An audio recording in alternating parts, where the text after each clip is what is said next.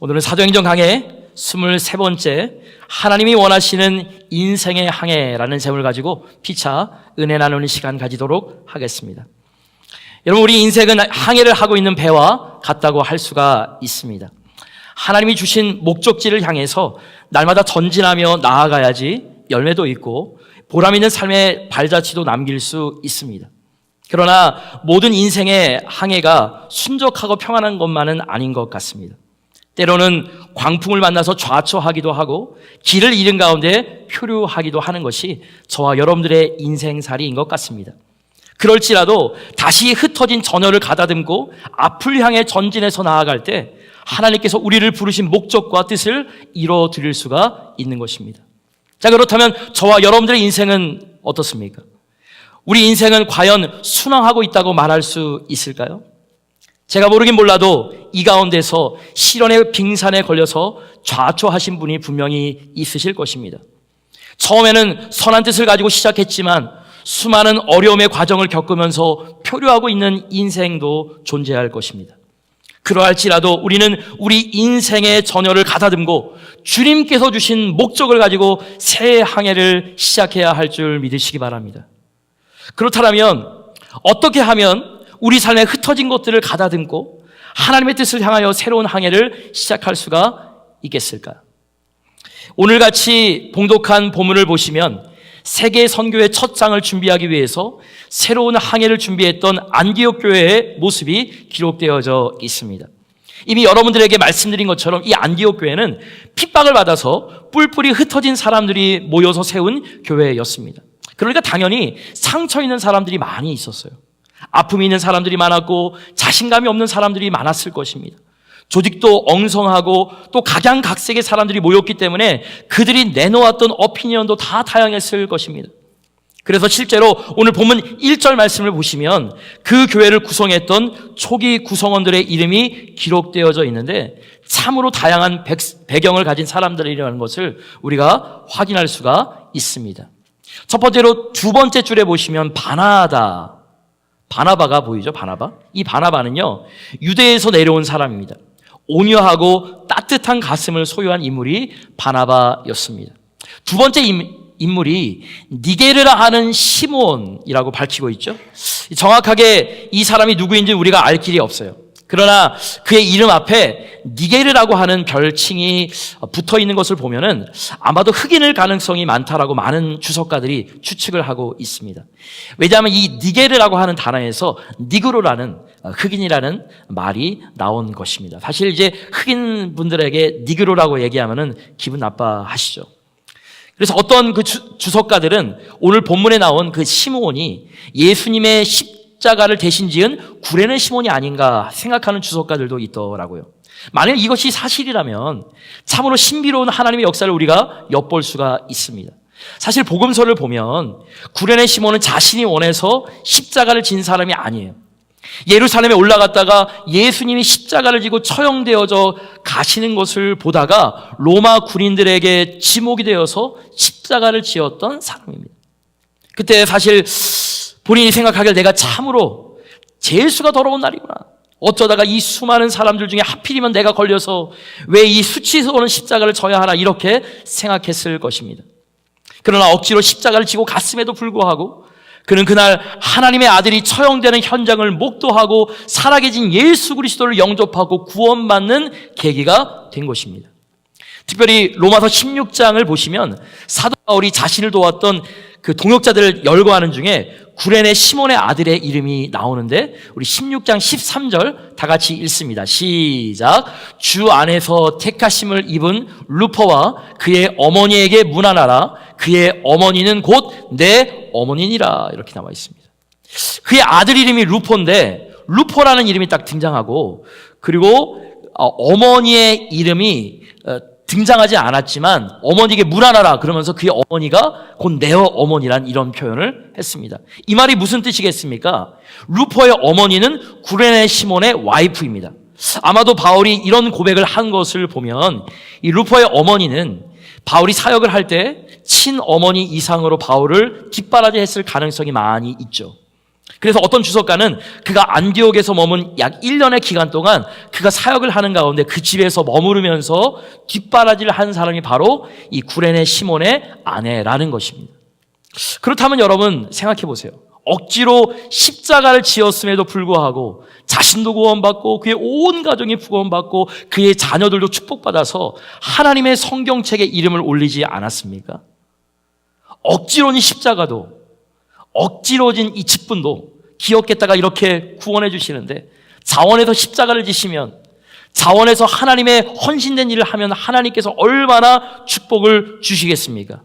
여러분, 그러므로 기왕 우리가 십자가를 진다면, 믿음 생활을 한다면 기쁜 마음으로 헌신하시고 기쁜 마음으로 십자가 지시길 주의 이름으로 축원합니다. 세 번째 등장하는 인물, 우리 1절 말씀 다시 보여주시겠습니까? 그 사람이 루기오입니다. 근데 그 앞에 수식어가 있죠. 구레네 사람 루기오라고 표현한 것을 보면 아마 북아프리카 사람일 가능성이 많은 것 같습니다. 네 번째가 분봉왕 헤롯의 젖동생 마나엔이라고 딱 그랬잖아요. 이 젖동생이라고 하는 것은요, 같은 유모 밑에서 자랐던 사람입니다. 근데 이 마나엔은요, 사실 왕족이 아니었어요. 근데 어떻게 헤롯과 같은 왕족과 함께 같은 유모 밑에서 자랄 수 있었을까? 제가 지난번 우리 사도행전 강해를 하면서 자주 말씀드리고 설명하는 요세푸스의 역사책에 보면 이렇게 기록되어 있어요. 이 마나엔의 할아버지가 헤롯 대왕과 절친한 친분을 가지고 있었어요. 그래서 이 헤롯 대왕이 즉위했을 때 그를 아주 많이 도와준 사람이라고 합니다. 그래서 그의 혜택으로 그의 자손들이 다 왕궁에 들어와서 헤롯의 자식들과 똑같이 유모의 젖을 먹고 교육을 받고 혜택을 받도록 허락을 받았다라는 것입니다. 우리는 여기서 또 하나의 역사의 아이러니를 발견하죠. 어떻게 똑같은 유모의 젖을 먹고 똑같은 황실에서 똑같은 교육을 받은 사람인데 같은 젖을 먹은 한 사람은 분봉왕 헤롯이 되었습니다. 이 헤롯은 제가 3주 전에 말씀드린 대로 헤롯 안티파스 왕이죠. 이 헤롯이 이 침례 요한의 목을 베서 쟁반을 가져오게 한 페루나로 살았죠. 그러나 동일한 젖을 먹고 컸는데 마나에는 오늘 본문에 등장하는 것과 마찬가지로 안디옥 교회가 시작할 때 교회의 지붕이 되어서 선교의 주역이 된 것을 확인할 수가 있습니다. 여러분, 이것을 보면서 무엇을 느끼십니까? 흔히 교육가들이 얘기하는 환경이 우리 인생의 운명을 결정할 수가 없다는 것입니다. 물론 교육가들이 얘기하는 환경이 중요하긴 합니다만 환경이 저와 여러분들의 삶의 운명을 결정짓습니까? 아닌 것 같아요. 저와 여러분들이 그렇게 자녀들 축복해주고 물질적으로 서포팅하고 한다고 그러지만 여러분 커보세요. 마음대로 되는 자식이 한 명이라도 있습니까? 없을 거예요. 그래서 가슴에 무엇을 심기느냐가 중요한 것이에요. 가슴에 믿음을 심어주는 것이 중요한 것입니다. 가슴 속에 살아계신 하나님 말씀을 심겨주는 것이 중요한 것입니다. 우리 가슴 속에 미움과 불신앙과 저주를 품으면 헤롯 왕밖에 될 수가 없는 것이에요. 그러나 우리 마음 속에 믿음을 심게 되면 오늘 본문에 등장하는 마나인이 될 줄 믿으시길 주의 이름으로 축복합니다. 마지막 인물인 사울은 여러분들 잘 아시죠? 학자였습니다. 당대 최고의 율법학자요, 지성인 중에 지성인이었죠. 여러분, 안디옥 교회는 이와 같이 각양각색의 사람들이 모인 인터내셔널 철치였습니다. 유대에서 내려온 사람도 있고 먼 이방 땅 아프리카에서 내려온 사람도 있고 왕국에서 성장한 귀족 신분도 있고 천한 신분을 가진 사람들도 있었더랬습니다. 이와 같이 다양한 사람들이 모였지만 그들은 한 마음 한 뜻으로 동일한 목적을 가지고 항해를 시작합니다. 그들이 품었던 동일한 목적은 바로 선교였습니다. 전도였습니다. 그런 하나님의 비전이었습니다. 자, 그렇다면 어떻게 이 다양한 사람들이 한 뜻으로 나아가는 것이 가능했을까? 오늘 본문 2절과 3절에 나와 있습니다. 우리 다 같이 있습니다. 시작. 주를 섬겨 금식할 때에 성령이 이르시되 내가 불러 시키는 일을 위하여 바나바와 사울을 따로 세우라 하시니 이에 금식하며 기도하고 두 사람에게 안수하여 보내더라. 오늘 성경은 그들이 함께 금식하고 성령 안에서 기도하며 말씀 안에서 성령의 지시를 따라갔기 때문이라고 요약해주고 있습니다. 여러분, 비록 다양한 사람들이 모였지만 각양각색의 사람들이 모였지만 성령 안에서 기도하며 말씀을 따라서 바르게 살게 되면 결국 그 교회는 복음을 전하는 교회가 되어지는 줄 믿으시기 바랍니다. 또한 가는 곳곳마다 생명의 꽃을 나타내는 위대한 역사를 남기게 되는 교회와 성도가 되는 것입니다. 그렇다면 여러분, 저와 여러분들의 삶도 이런 삶이 되어야 하지 않겠습니까? 어디를 가든지 축복을 전해주는 사람? 저는 우리 교회가 이런 교회가 되길 주의 이름으로 축복합니다. 늘 축복의 도구가 되고 하나님의 목적지를 향해서 항해함으로써 하나님의 뜻을 이루어드리고 하나님을 영화롭게 할 수 있는 교회가 되어질 때 하나님이 저와 여러분들을 통해서 우리 제일 사랑하는 침례교회를 통해서 영광 받으시게 될 줄 믿습니다. 그렇다면 우리가 어떻게 할 때, 물론 우리 인생에서 수많은 스탬블링 블락들이 있습니다. 수많은 어려움들이 있고 수많은 암초들이 존재하지만 그러한 절망스러운 장애물에도 불구하고 새롭게 항해하는 인생, 새롭게 항해하는 교회가 될 수가 있을까? 첫 번째로 크게 따라해 보시기 바랍니다. 하나님께서 원하시는 올바른 항해를 하기 위해서 바른 동역자가 필요합니다. 어떤 배든지 항해를 하려면 크루 멤버가 필요하죠.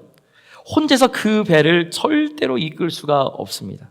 같이 갈 수 있는 건강한 사람들이 있을 때, 동역자가 있을 때 그 항해가 바르게 진행될 수가 있는 것입니다. 1절 말씀 다시 보여주시겠습니까?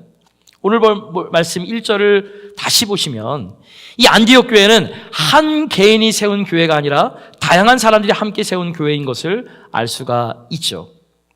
제가 한국에서도 신학교에서 공부할 때, 또 미국에서 사우스 이스턴 신학교에서 또 6년 동안 또 공부할 때도 그렇고 교수님들이 또 선교학 시간에, 특히 목회학 시간에 이런 충고를 해주셨습니다. 혹시 여러분들이 나중에 처치 플랜팅을 하게 되면, 교회를 개척하게 되는 상황이 되면 꼭 기억할 것은 처음 시작할 때 교회를 누구와 함께 시작할 것인가, 이것이 중요하다라는 말씀을 굉장히 강조를 해 주셨습니다. 여러분, 교회를 시작할 때 누구와 함께 시작할 것인가, 이것이 너무나도 중요합니다. 누구와 함께 교회를 시작하느냐에 따라서 교회의 체질이 달라지게 되고 교회의 방향성이 달라지는 것입니다.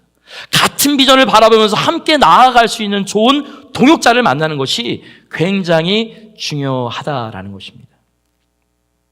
오늘 특별히 소마 디트로이트 철치에서 교회 성도님들 한 30여 분이 오늘 EM 예배와 우리 칠드런 월십에 참석을 했습니다.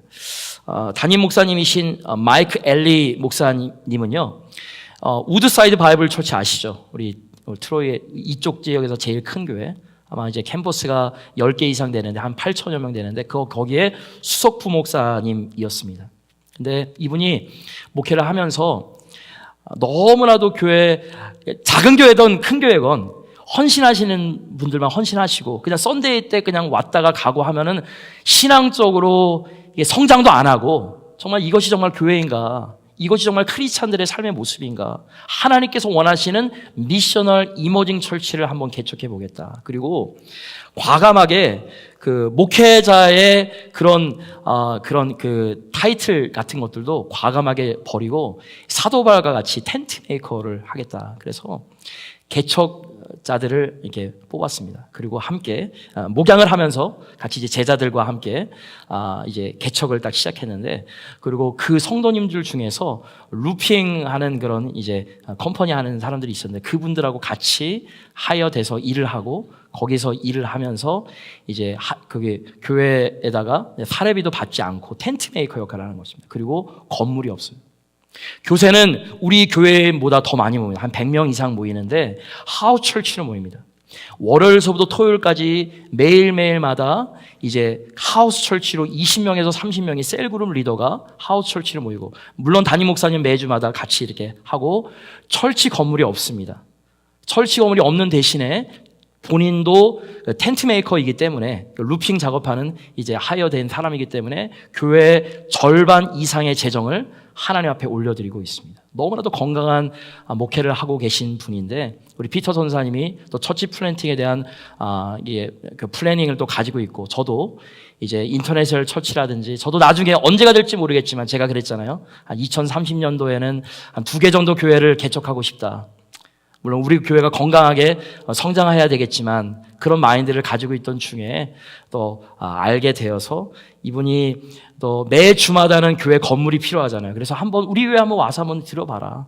혹시 또 마음이 맞으면 또 같이 할 수도 있는 것이니까. 그래서 한번 그렇게 왔는데 얼마나 감사한지 몰라요. 특별히 칠드런 미니스트리하고 우리 천수 집사님하고 제 아내하고 우리 유진 집사님 아마 힘들어서 땀 뻘뻘 흘리는 것 같은데, 그래도 감사한 거죠. 그런 분들과 같이 공유할 수 있다는 것이 얼마나 감사합니까? 여러분, 이와 같이 누구하고 같이 목회하느냐, 누구하고 같이 리더들하고 같이 사역하느냐, 그것이 굉장히 중요합니다.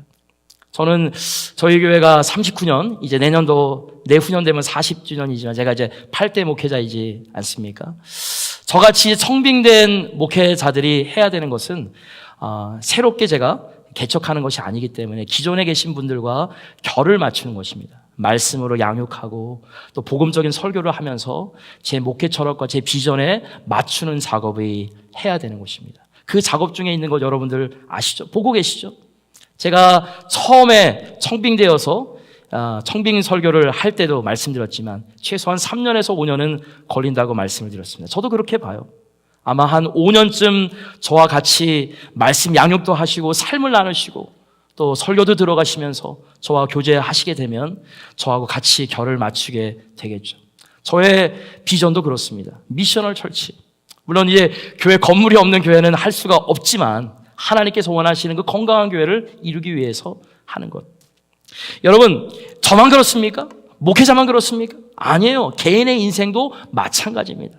하나님은 우리 인생을 혼자 살도록 만든 것이 아니라 함께 동역자로 살도록 만든 것이에요. 부부만 해도 그래요. 왜 배우자를 주셨습니까? 그래서 배우자를 주신 건 아니겠습니까? 그래서 우리가 동역자를, 사람을 잘못 만나면 아무리 건강하게 살려고 해도 바르게 살 수가 없어요. 짐이 되기도 하고 발목을 잡히는 경우가 너무나도 많이 있습니다. 그러나 우리가 바른 동역자를 만나면, 좋은 사람을 만나면 우리 힘이 배가가 되고 똑같은 일을 해도 열매가 극대화되어지는 것을 볼 수가 있습니다. 여러분, 고린도전서 16장을 보시게 되면 고린도 교회를 처음 세웠던 대표적인 세 사람의 개척 멤버가 나오고 이 사람들의 특징이 나오는데, 첫 번째로 이 신실한 사람들의 특징이 무엇인가? 15절 말씀 보시면 섬기기로 작정한 사람입니다. 섬기기로 작정한 자. 과연 그런지 우리 15절과 16절 읽어보도록 하겠습니다. 시작.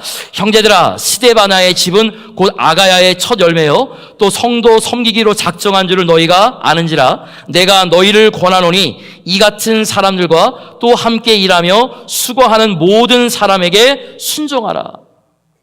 이 스데바나는 이 15절 말씀 보시면 아가야의 첫 열매인데 섬기기로 작정한 자라고 합니다. 여러분, 이런 면에서 우리 대부분이 직분자들이신데 억지로 섬기시지 마시고 아예 처음부터 섬기기로 작정하시길 주의 이름으로 축원합니다. 근데 참 신기한 것은요, 섬기잖아요? 그럼 하나님께서 부어주세요. 하나님 앞에 드리잖아요? 하나님께 희생하잖아요? 하나님께서 부어주세요. 이러한 것들을 많이 경험하시는 저와 여러분들 되시길 주의 이름으로 축원합니다. 섬기기로 작정한 자들이 많을 때 교회는 부흥하는 것이에요. 나만 받으려고 그럴 때, 물론 새가족분들이나 예수 그리스도를 모르시는 분들은 우리가 섬겨야 되겠지만 이미 기존에 오래 계신 분들, 이제는 섬기기로 작정하시길 주의 이름으로 부탁을 드리겠습니다. 여러분, 17절 말씀 보시기 바랍니다. 17절 말씀 보시면 부족한 것을 채우는 사람이 있습니다. 우리 17절 다 같이 있습니다. 시작. 내가 스데바나와 부드나도와 아가이고가 온 것을 기뻐하노니 그들이 너희의 부족한 것을 채웠습니다. 여러분, 교회를 보시면 완벽한 사람이 누가 있습니까? 저에게도 연약한 부분이 있습니다. 저에게도 부족한 적이 있습니다. 그러면 그것을 지적하는 것이 아니라 저를 위해서 기도해 주시면 되는 것이에요. 여러분, 제가 8대 목사님이니까, 그 전에 7번이나 여러분 목회자들을 겪지 않았습니까? 그 분들과 제가 분명히 틀릴 것입니다. 그러면 장점이 있고 단점이 있잖아요. 장점은 더 잘하도록 여러분들이 격려해 주시고, 단점이 있으면 여러분들이 그것을 놓고 기도해 주시고 저를 도와주시는 것이에요. 그래서 여러분들이 있는 것이에요. 특별히 직분자들은 그렇게 여러분들 헌신하셔야 돼요. 그러면 교회가 부흥하는 것이에요. 여러분, 100점짜리 인생이 존재합니까? 아니에요. 100점짜리 와이프가 있습니까? 100점짜리 신랑이 있습니까? 없습니다. 그런 신랑, 그런 신부는 없어요. 행복한 케이스는 그래서 50점짜리 와이프하고 50점짜리 허스밴드가 만나서 100점을 만들어가는 것입니다. 저는 교회도 마찬가지예요. 저는 50점밖에 안 돼요. 사실 50점도 더 못 되는 것 같아요. 근데 나머지 50점은 여러분들이 채워주시길 주님의 이름으로 부탁드립니다. 여러분들이 기도해 주세요. 여러분들이 더 섬겨주세요. 여러분들이 더 무릎 꿇고 말씀 가운데 희생해 주세요. 그러면 교회가 부흥합니다. 마지막으로, 우리 세 번째 보면은요, 우리 18절 말씀 보시기 바랍니다. 18절 보시면, 그들이 나와 너희 마음을 시원하게 하였으니, 세 번째 특징은요, 마음을 시원하게 해주는 사람입니다. 하나님께서 원하시는 신실한 사람. 우리가 사람들과 교제하다 보면요, 어떤 사람은 만나면 만날수록 늘 답답한 사람이 있죠. 그죠? 만나서 대화하면은 그냥 얹히는 것 같고 응아리 친 것 같은 사람이 있습니다. 이런 사람들과는 절대로 동역할 수가 없죠. 힘들죠. 그러나 반대로 그저 만나기만 해도 마치 여름철 냉수처럼 답답한 것을 풀어주는 사람들이 있습니다. 이와 같은 사람들이 바로 하나님께서 원하시는 바른 사람, 신실한 사람, 동역자라는 것입니다. 오늘 본문에 나오는 안디옥 교회의 케이스도 마찬가지예요. 특별히 안디옥 교회에서 최초로 선교사로 파송한 두 인물이 바나바와 바울이었잖아요. 그렇죠? 근데 여러분, 이 바나바와 바울이 성격상 어떤 사람인 줄 아십니까? 물론 성경에 나온 인물이기 때문에 MBTI나 성격 검사 할 수는 없겠지만, 제가 말씀으로 짐작했을 때는 이렇습니다. 먼저 이 바나바는 우울 점액질 가능성이 굉장히 많이 있습니다. 그저 착하고 순해서 뭐든지 좋은 사람입니다. 사실 이런 분들만 있으면은 참 좋습니다. 무조건 순종하잖아요. 그런데 일 추진이 안 돼. 그냥 세워라 내워라. 꼭 옆에서 얘기를 해줘야지 그때 이제 하시는 분들 많이 있으시죠. 그죠? 만약에 바나바만 혼자서 가서 선교하면 뭐든지 잘 되지 않습니다. 왜냐? 뭐든지 다 좋으니까, 뭐든지 다 수용하니까. 그러니까 리더십이 없는 분이시죠. 섬기는 것들은 잘 하시는데. 근데 바울은 어떻습니까? 정반대죠. 전형적인 담즙질, 리더십형입니다. 칼 같아요. 확실하게 아니면 아니다고 딱 잘라줍니다. 만약 하나님이 바울만 선교지에 보내셨다면 가는 곳곳마다 늘 자르고 싹쳐주고 항상 냉혹한 일만 있을 것입니다. 하나님 말씀을 전하더라도 너무나도 강하기 때문에. 그러나 둘이 같이 가니까 어떻게 합니까? 아버지 같은 성격의 바울, 그리고 어머니 같은 성격의 바나바. 그래서 바울은 바울대로 사역을 잘 감당하고 바나바는 바나바대로 섬기는 역할을 잘 감당하게 됐죠. 그래서 이 두 사람이 잘 동역해서 1차 선교 여행에서 놀라운 일을 감당하게 된 것 아니겠습니까? 근데 물론 2차 선교 여행 때는 이분들이 갈라졌어요. 왜 갈라졌냐? 이 성격 때문에 그렇습니다. 그때 1차 전도 여행 때 같이 갔었던 사람이 누구죠? 이분들 말고 마가였습니다. 마가는 바나바의 생질이었습니다. 친척이었잖아요. 그런데 마가가 힘들다고 중간에 도중 하차했잖아요. 그래서 사도 바울 같은 성격에서는 어떻게 리더가, 어떻게 선교사가 중간에 힘들다고 그만둘 수 있느냐? 너는 앞으로 내 동역자 아니야. 너는 같이 갈 수 없어. 근데 바나바는 어떻게 합니까? 그래도 한번 회개했으니 한번 봐줍시다. 그게 이제 자꾸 불거져서 이제 마음이 합일되지 않아서 결국에는 2차 선교여행 때는 갈라지지 않았습니까? 물론 나중에는 다 서로 화해하고 또 사랑으로 하나가 되었지만, 그렇죠. 여러분, 이 인생도 마찬가지예요. 이걸 딱 봤을 때 자기하고 꼭 맞는 사람하고만 있는 것도 아니에요. 하나님께서 필요한 사람을 붙여달라고 우리가 기도를 해야 될 줄 믿습니다. 혼자서는 안 돼요. 함께 갈 사람이 필요합니다. 그래서 여러분들 인생의 좋은 동역자를 만나시길 주의 이름으로 축원합니다. 정말 신뢰할 수 있는 사람, 믿을 수 있는 사람, 끝까지 믿음 안에서 여러분들 편이 될 수 있는 사람들을 잘 만나도록 늘 기도하시길 주의 이름으로 축원합니다. 저와 여러분들을 위해서도 물론 기도해야 되겠지만 특별히 자녀들을 위해서 기도해요. 특별히 제가 제 두 딸들을 위해서 기도하는 것이 그렇습니다. 하나님, 얘네들을 앞으로 이제 20살 넘어가면 제가 얘네들 테이크케어를 하지 못하잖아요. 좋은 스승 만나게 도와주세요. 좋은 친구 만나게 도와주세요. 좋은 목회자 만나게 도와주세요. 좋은 영적인 멘토 만나게 도와주세요. 그리고 현재하고 하임이 아직 어리지만 좋은 배우자, 신실한 믿음의 배우자 만나서 브리스길라와 아굴라처럼 신실한 하나님의 사람 될 수 있다고 기도하고 있습니다. 여러분들도 그렇게 기도하시길 주님의 이름으로 부탁을 드립니다. 좀 더 강조하면 저와 여러분 자신이 그렇게 되어야 돼요. 우리 한 사람 한 사람이 건강한 동역자가 되어서 여러분의 이웃들을 도와주고 하나님 교회를 섬겨주시고 주의 사역들을 함께 감당하셔야 되는 것입니다. 여러분, 이와 같이 크루멤버, 곧 건강한 동역자가 있을 때 인생의 배가 온전히 항해를 잘 할 수가 있는 것입니다. 두 번째로, 여러분 크게 따라해 보시기 바랍니다. 나침반이 필요합니다. 여러분, 배가 항해하는 데 있어서 나침반이 없다면 그 배는 바르게 나아갈 수 없겠죠. 그 배가 좌초하고 표류하는 것은 시간 문제일 것입니다. 그렇다면 여러분, 나침반의 역할이 무엇입니까? 나침반의 역할은 방향을 지시해 주는 것입니다. 어디로 가는 것이 바른 길이라는 것을 알려주는 것이 나침반입니다. 오늘 본문을 보시면 이 안디옥 교회는 이 교회의 모든 방향을 지시해 주는 나침반을 가지고 있었는데 그것이 무엇인지 아십니까? 1절 첫 번째 줄 보시면 안디옥 교회에 선지자들과 교사들이 있으니 그랬습니다. 이 단수가 아니라 복수라 그랬죠. 선지자들, 교사들 한 것을 여러분 주목하시기 바랍니다. 안디옥 교회는 여러 명의 선지자들과 교사들이 있었다는 것입니다. 여러분, 교사들의 역할은 무엇입니까? 말씀을 보고 이 말씀을 잘 연구해서 공부해서 이 말씀을 가르치는 자들이 교사들인 것입니다. 보편적으로 말씀을 드리자면 기록된 하나님의 말씀을 다루는 것이 일반적인 교사들의 책무입니다. 반면에 선지자들은 말씀을 선포하는 자들이죠. 지금 이때 당시만 하더라도 아직 정경이 완성되기 전이기 때문에 이 사도행전서에 보면은 실제로 예언하는 예언자들 많이 있었습니다. 그러나 지금은 하나님의 말씀을 선포하는 것이 예언이라고 생각하시면 되겠습니다. 물론 하나님이 우리들에게 예언해 주시고 계시해 주실 때는 기록된 말씀으로 주시기도 하고 때를 따라서는 환상을 통해서 주시기도 하시고 사건을 통해서 주시기도 하고 하나님의 음성을 들려서 말씀하시기도 하시지만 지금 이 시대 가운데서는 말씀을 통해서 우리들에게 많이 음성을 주시는 것이라고 생각하시면 되겠습니다. 어찌됐거나 선지자들의 역할은 하나님이 우리에게 무엇을 지시하는가 하나님의 음성을 듣고 그 음성을 전해주는 자들입니다. 이것이 바로 목회자들이 해야 되는 것이죠.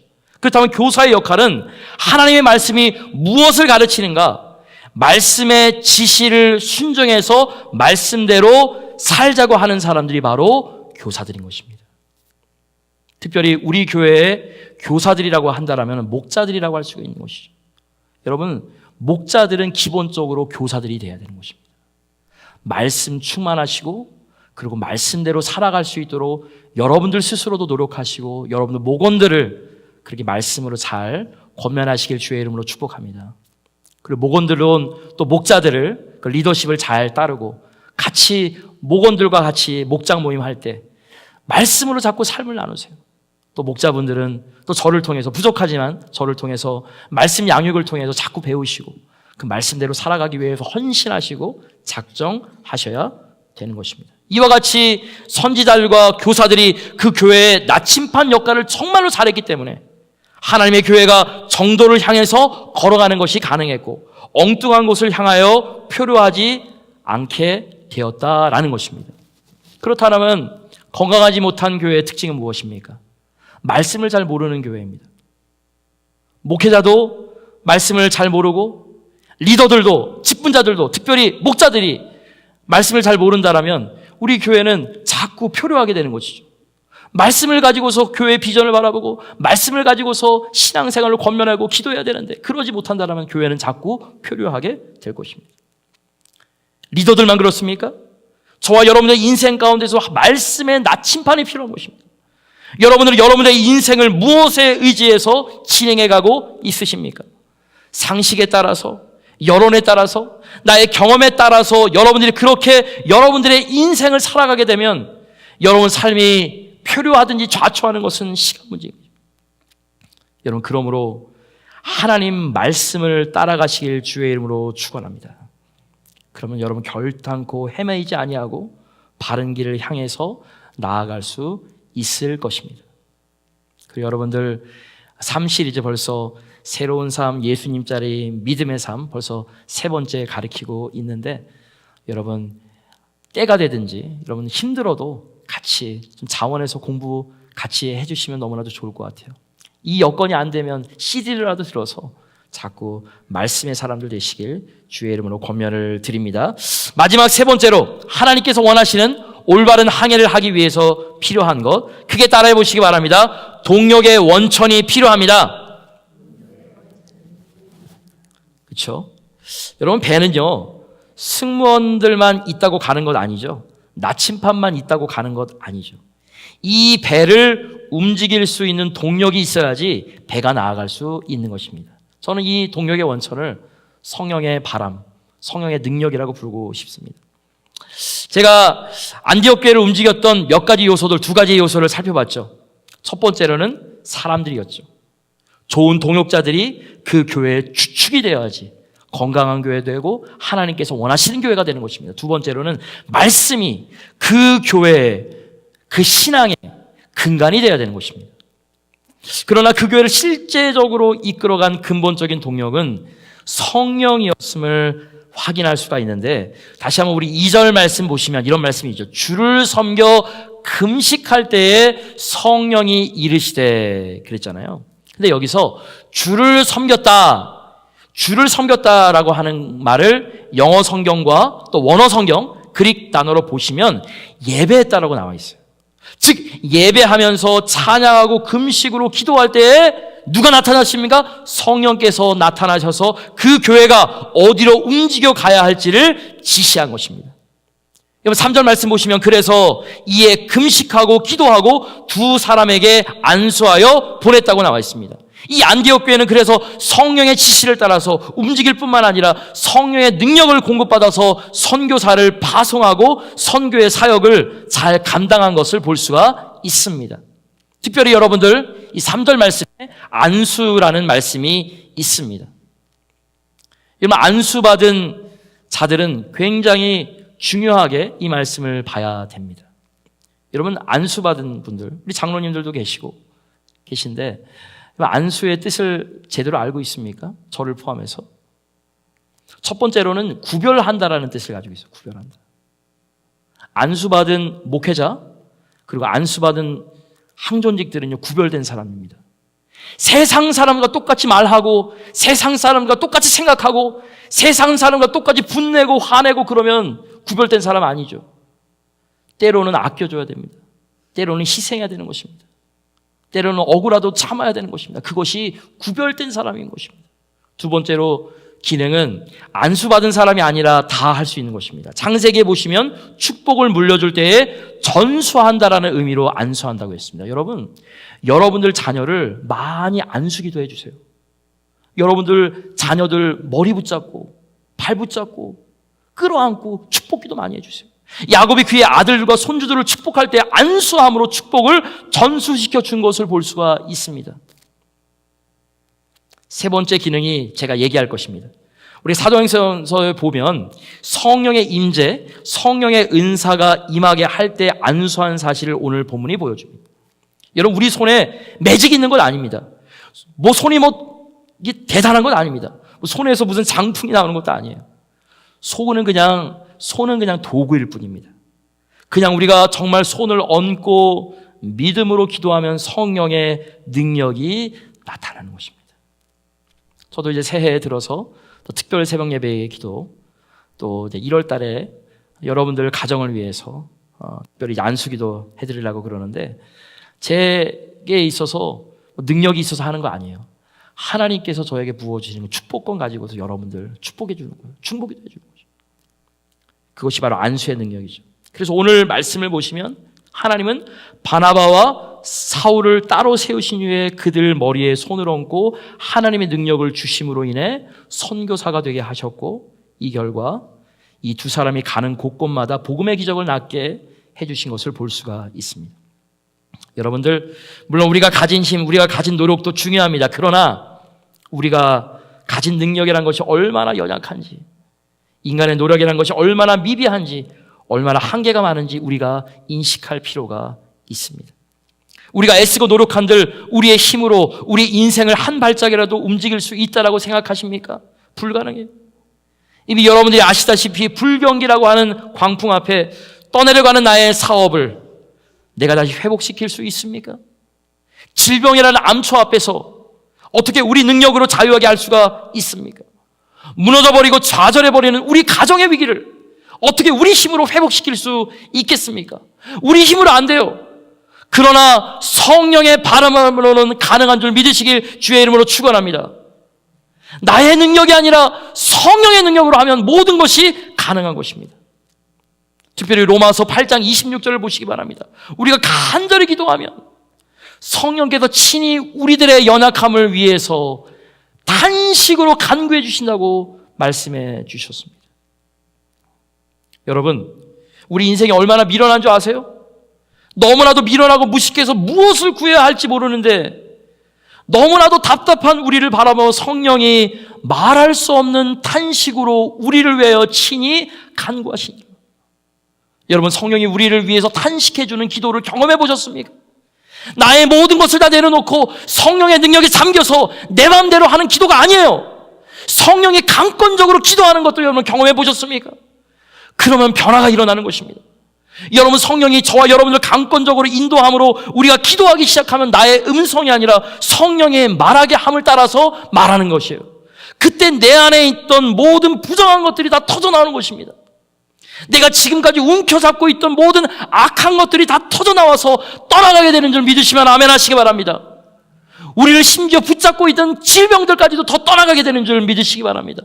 그때 내가 지금까지 응어린 채 가지고 있었던 내 마음의 상처와 고통도 우리가 성령의 탄식 가운데 기도할 때 그 모든 것이 떠나게 될 줄 믿습니다. 우리 신앙인들에게 이것이 무너진 것 같습니다.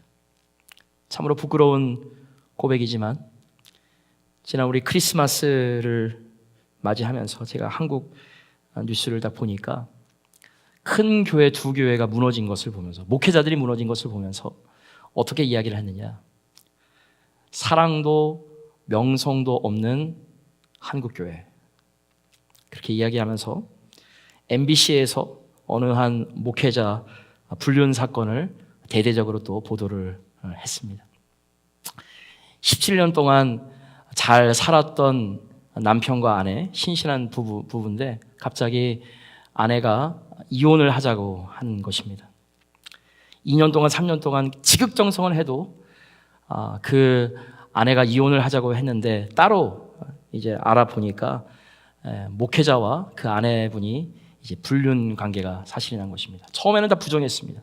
근데 목회자와 아내분을 놓고서 유전자 검사를 해보면 만약에 되면 어떻게 하겠느냐. 그럼 그때 한번 보자. 유전자 검사에 99.9%가 나왔습니다. 자기가 17년 동안 그렇게 자녀를 애지중지 키웠는데 그것이 목회자의 아들이라는 것을 알고서 울분이 터져 나왔습니다. 근데 그것이 더 가관입니다. 그 목사님이 뭐라고 말씀하셨냐. 기적이다. 수태고지 지난주에 말씀드렸잖아요. 그 사건이 나에게도 일어난 것이다. 그래서 그 교회의 90%가 그 교회를 떠나가고, 그리고 그 교단에서 장로교 합동 측이었던 걸로 알고 있는데 이단으로 명명하고, 지난주에 그 목회자는 3년형을 언고받고 지금 제일에 있다고 합니다. 교회가 무너지고 있습니다. 얼마 전에 미투 운동에 있었던 그 서 검사 아시죠? 그 검사에게 성폭력과 성추행을 했었던 그분이 유명 교회 신실한 장로님으로 전국에서 간증 집회하시는 장로님이셨습니다. 근데 그분이 그렇게 되셔서 지금 교회가 무너지고 있죠. 리더들이 무너지고 있습니다. 그러다 보니까 우리에게 오는 것이 무엇인지 아십니까? 교회 가봐야 별 볼 일 없다. 목회자, 항존직, 우리하고 다를 거 있냐? 전도의 문이 막히게 되는 것입니다. 우리 한국교회, 우리 교회, 아니 우리들의 신앙 다시 백투 베이직으로 가야 될 줄 믿습니다. 다른 사람들을 지탄할 것이 아니라 우리가 회개해야 돼요. 우리가 울어야 됩니다. 근데 우리가 아무리 노력해도 그렇게 할 수 없어요. 오늘 본문 말씀처럼 성령의 탄식 가운데 성령이 나를 위해서 기도하면 그 역사가 일어나는 것입니다. 시간이 됐지만 제가 한 가지만 말씀드리고 말씀을 맺도록 하겠습니다. 제가 예전에 있던 교회 한 여자 성도분의 간증입니다. 이 여자 성도분이 갑자기 몸이 안 좋아서 병원에 갔더니만 암세포가 20cm나 자랐더랍니다. 20cm라면 한 이 정도 되는 것이죠. 그러니 얼마나 그 마음이 힘들고 아프겠습니까? 그런데 이 자매님이 어릴 때부터 새엄마 밑에서 너무나도 학대를 받으신 거예요. 어뷰즈를 당한 것이에요.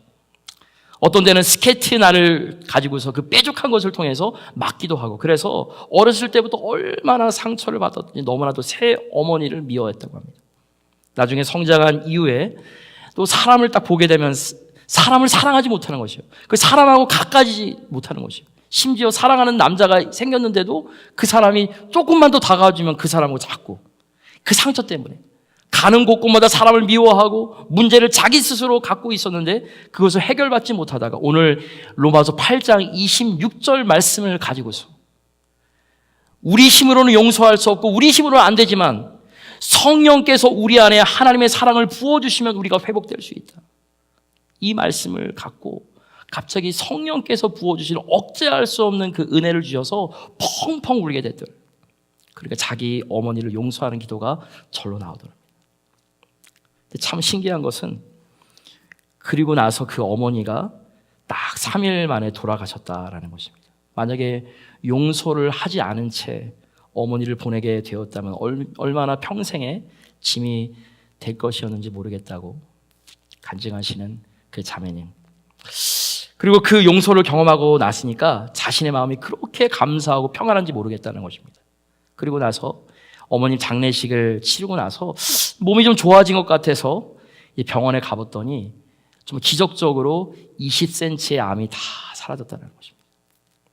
마음뿐만 아니라 육신의 질병도 치유받고 이제는 제가 섬겼던 그 교회에서 상담센터에서 상담센터장 또 상담학 또 PhD를 또 공부하셔서 많은 또 자신과 같은 상처에 있는 사람들을 많이 도와주고 계십니다. 사랑하는 성도 여러분, 이것이 성령의 역사입니다. 사람이 어떻게 그렇게 만들 수 있습니까? 아니에요. 성령이 내 마음을 주도하면, 성령이 탄식하기 위해서 내 심령을 붙잡으면 그때 그런 기적이 일어나는 것입니다. 그럼 여러분들 다른 거 없습니다. 하나님, 내가 연약합니다. 내가 좌절 가운데 있고 폐로 가운데 있고 한 발짝도 뗄 수 없는 나의 이 인생을 성령께서 붙잡아 주셔서 나를 회복시켜 주시옵소서. 이런 회복적 기도가 되살아나서 하나님께서 원하시는 올바른 인생의 항해를 할 수 있는 저와 여러분들 또한 우리 교회가 되길 주의 이름으로 축복합니다.